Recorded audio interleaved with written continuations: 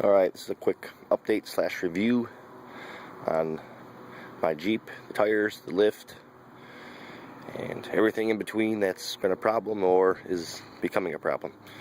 So you know what you're getting yourself into. Got a 95 Jeep Grand Cherokee. So Laredo. It's got the 4.0.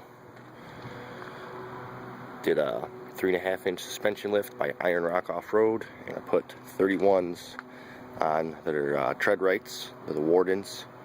31 by 10.5 R15s. Was on the stock mags that the Cherokee came on.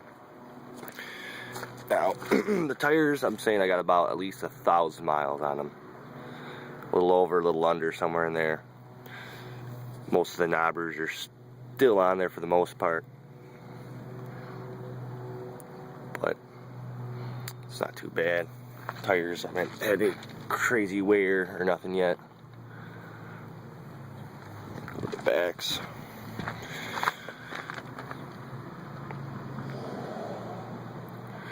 So still got plenty of life on them,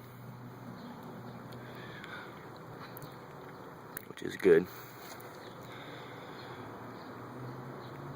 No leaks, no tears. Tires are doing good.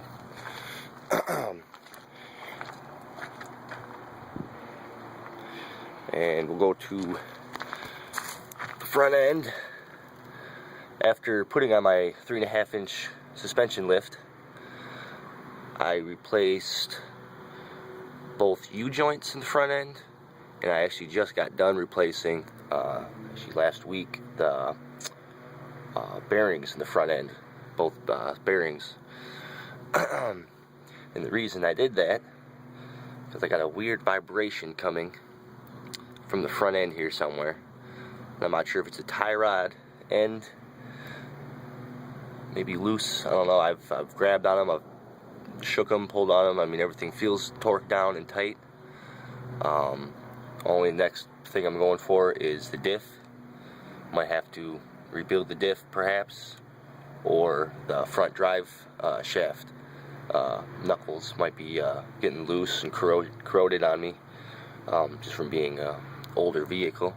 It's a 95, got about 140,000 on it now, and yeah, parts are worn, so expect that if you lift your vehicle.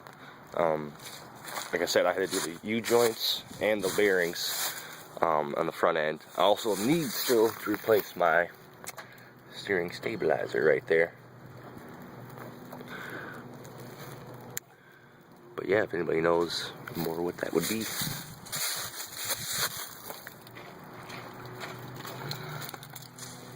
It's a Megan's coming out to help me with my video.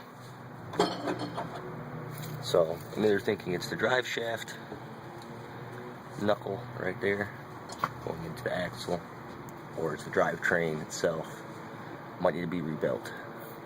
I'm not 100%. I'm going to get that hopefully diagnosed this week sometime. And this is the tire with all the rock and gravel on it.